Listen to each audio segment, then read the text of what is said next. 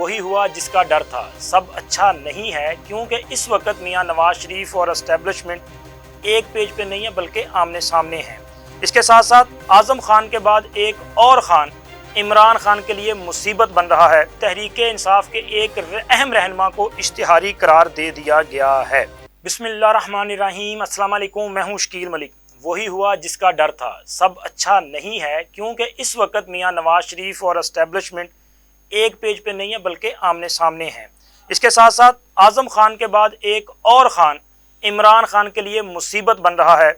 اور جناب تحریک انصاف کے ایک اہم رہنما کو اشتہاری قرار دے دیا گیا ہے۔ یہ سب معاملات کیا ہیں یہ آپ کے ساتھ شیئر کریں گے۔ تو سب سے پہلے بات کرتے ہیں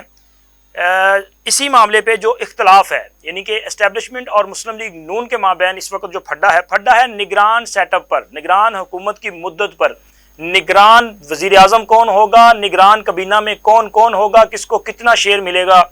کیا کوئی سیاسی رہنما نگران حکومت میں ہوگا یا کوئی ٹیکنوکریٹ ہوگا، اور اس کی مدت، اس پر کافی کنفیوژن پائی جا رہی ہے۔ میں نے اپنے ایک ویلوگ میں کہا تھا کہ عمران خان، آصف علی زرداری، میاں نواز شریف اور مولانا فضل الرحمان ایک ہی ٹرک پر دکھائی دے رہے ہیں، کیونکہ اس وقت بھی یہی چیزیں نظر آ رہی تھی جن پر آج میں آپ کے ساتھ تفصیل سے بات کرنے لگا ہوں۔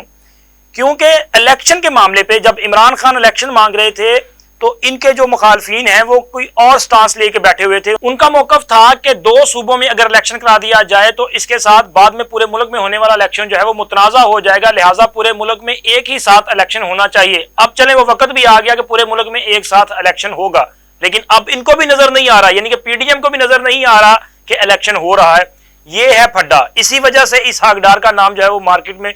فلوٹ کیا گیا تاکہ پتہ چلے کہ ریئیکشن کیا آتا ہے، اور ریئیکشن جہاں سے آیا، راجہ ریاض جن کو آپ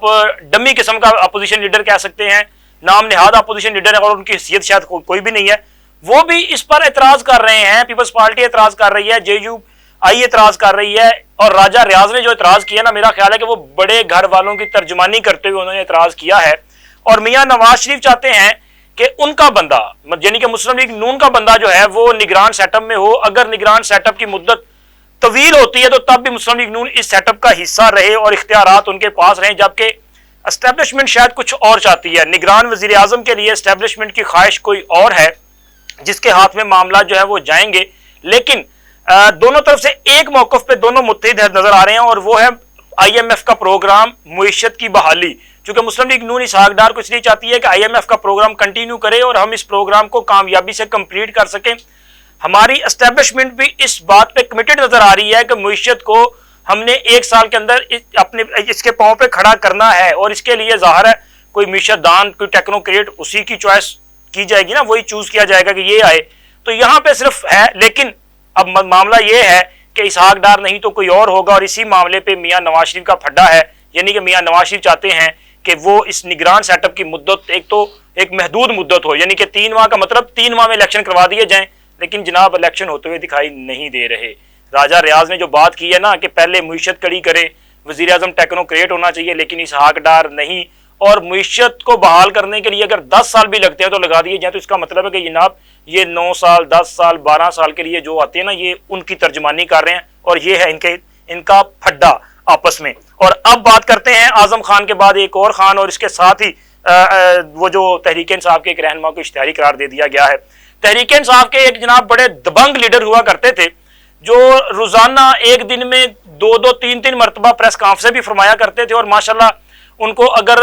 وہ کہتے ہیں نا کہ لفظوں کا جادوگر، تو یہ غلط نہیں ہوگا، اور بڑے خوبصورت انداز میں، بڑے وہ دل فریب انداز میں اور بڑے دل نشیں انداز میں جو ہے بات کیا کرتے تھے۔ وہ انگلش کے ساتھ اردو اور پھر اس کے ساتھ پنجابی کا ایسا تڑکا لگایا کرتے تھے، اور اپنے مخالفین کو اس طرح کا رندہ پھیرا کرتے تھے کہ جناب سننے والے جو ہے نا وہ ان کو داد دیے بغیر نہیں رہتے تھے۔ یعنی کہ محترم جناب شہباز گل صاحب، وہ جو جٹ دا پتر تھا، وہ جو کہتا تھا میں کسی سے ڈرتا نہیں ہوں، پھر وہی جٹ کا پتر جب بغاوت کے کیس میں پکڑا گیا تو سانس لینا مشکل ہو گیا تھا۔ پھر جب باہر آئے اور وہ ظاہر ہے جس طرح سے گئے امریکہ چلے گئے، اور امریکہ جا کے ایک بار پھر ان کو یاد آ گیا کہ وہ تو جناب وہ جٹ دا پتر ہے، دوبارہ وہاں پہ جا کے انہوں نے وہی پر نکالنے کی کوشش تو کی ہے۔ اسی بغاوت کے مقدمے میں شہباز گل صاحب کو بار بار عدالت نے طلب کیا، لیکن وہ اب نہیں آ رہے، اور وہ کہہ رہی میں کیوں آؤں بھائی، اور میں تو امریکی شہری ہوں۔ تو اس پر میرا خیال ہے کہ پہلے تو اس پر عمران خان سے پوچھا جانا چاہیے کہ آپ نے ڈیول نیشنل وہ بندہ جو پاکستان کا شہری نہیں ہے، آپ نے پاکستان کا جو اہم عہدہ تھا اس کو کیسے دے دیا؟ وہ کس طرح سے آپ کی حکومت کی ترجمانی کرتا رہا؟ اس طرح کے بہت سارے اور لوگ بھی ہیں۔ تو اب وہ نہیں آ رہے تو عدالت نے ان کو اشتہاری قرار دے دیا ہے،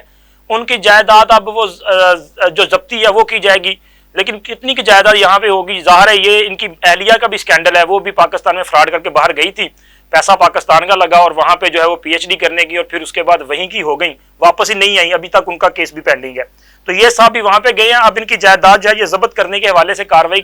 آگے بڑھے گی۔ تو اب جناب یہ جٹ دا پتر جڑا ہے، جڑا کدی بڑیاں دھمکیاں لاندا سی، رندے پھیردا سی اور بڑا کچھ کہندا سی، ہن دی آواز نہیں نکلدی۔ اور اب بات کرتے ہیں جناب اعظم خان کے بعد ایک اور خان ہے، یعنی کہ وہ خان جو اس خان کو، یہ جو یوتھیوں کا خان ہے نا، ان کو بہت پیارا تھا اور کبھی کہتا تھا کہ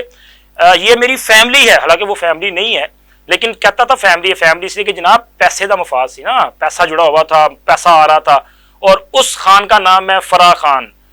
وہ فرد جبیں، اور اس کے ساتھ ساتھ فرا گوگی مشہور نام، بلکہ پنجاب میں تو تقریباً کوئی 3.5-4 سال تک جس طرح ان کا وہ کہتا نا توتی بولتا تھا، ڈی سی ان کی مرضی کا، کمشنر ان کی مرضی کا، کسی تھانے کا ایس ایچ او ان کی مرضی کا،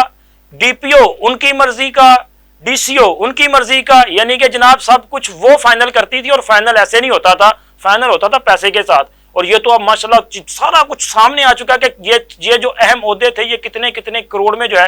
بکتے تھے ان کے دور میں۔ اب یہ پیسہ کہاں جاتا تھا؟ یہ پیسہ ڈیفینیٹلی ان کے پاس ہی جانا نا، جن کا نام استعمال کر کے وہ یہ سب کچھ گل کھلا رہی تھی، یعنی کہ بشرا بی بی اور عمران خان صاحب۔ اب جناب فرا گوگی جو کہ یو اے ای بھاگی تھیں اور اس کے بعد پھر وہاں سے بھی بھاگتی اب اس وقت اٹلی میں مقیم ہیں، اور کافی مشکل حالات میں یہ ہے کہ پاکستان کے جو ادارے ہیں نا مسلسل ان کے پیچھے ہیں، اور بالآخر انہوں نے پاکستان کے اداروں کے ساتھ تعاون کرنا شروع کر دیا ہے۔ اہم دستاویزات پاکستانی اداروں کے سپرد کر دی گئی ہیں، اور وہ بھی دیگر لوگوں کی طرح یعنی کہ اعظم خان کی طرح وعدہ معاف گواہ بننے کے لیے تیار ہیں۔ ممکن ہے کہ اگلے چند یوم میں آپ کو اچانک پتہ چلے کہ فرا گوگی اور ان کے شوہر نامدار احسن جمیل گجر صاحب جو ہے ان کو پاکستان کی محبت جو ہے وہ بہت ستانے لگی ہے، اور وہ جناب ہر قسم کے مقدمات کا سامنا کرنے کے لیے پاکستان آ رہے ہیں۔ اور پاکستان آنے کا مقصد یہی ہوگا کہ انہوں نے آ کے عمران خان اور بشرا بی بی کے جو گل تھے نا ان کا وہ سارا پردہ چاک کریں گی، اور وہ بھی وعدہ معاف گواہ بننے جا رہی ہیں، اور یہ عمران خان کے لیے میرا خیال کافی مشکل ہوگا۔ یہ وہ ہستی ہے، بالکل آخر میں آپ کو بتا دوں کہ یہ وہ ہستی ہے جس کی وجہ سے عمران خان نے موجودہ army chief general Asim Munir کے ساتھ جو ہے وہ کہتے ہیں نا پھڈا لیا تھا۔ پھڈا اس طرح سے تھا کہ ظاہر ہے وہ اس وقت لیفٹیننٹ جنرل تھے اور آئی ایس آئی کے سربراہ تھے، تو انہوں نے ایک رپورٹ دی تھی۔ وہ رپورٹ بیسیکلی یہی وہ جو میں نے آپ سے پہلے شیئر کیا نا کہ پنجاب میں یہ جس طرح انہوں نے کیا، تو وہ رپورٹ تھی جی پنجاب میں یہ کرپشن ہو رہی ہے اور آپ کا نام استعمال کیا جا رہا ہے۔ تو یہ رپورٹ دی تو خان صاحب نے اس رپورٹ پہ کوئی ایکشن لینے کی بجائے عاصم منیر صاحب کو ہی ان کے عہدے سے ہٹا کے گجرانوالہ میں جو ہے کور کمانڈر بھجوا دیا تھا، یعنی کہ کھڈے لین لگانے کی کوشش کی تھی۔ اب دیکھیں قسمت کا کھیل کہ وہی عمران خان جو کبھی اقتدار میں تھا اور انہوں نے عاصم منیر صاحب کو کھڈے لین لگانے کی کوشش کی، پھر اس کے بعد ان کی تقرری کو روکنے کے لیے بھی بہت کچھ کیا۔ آج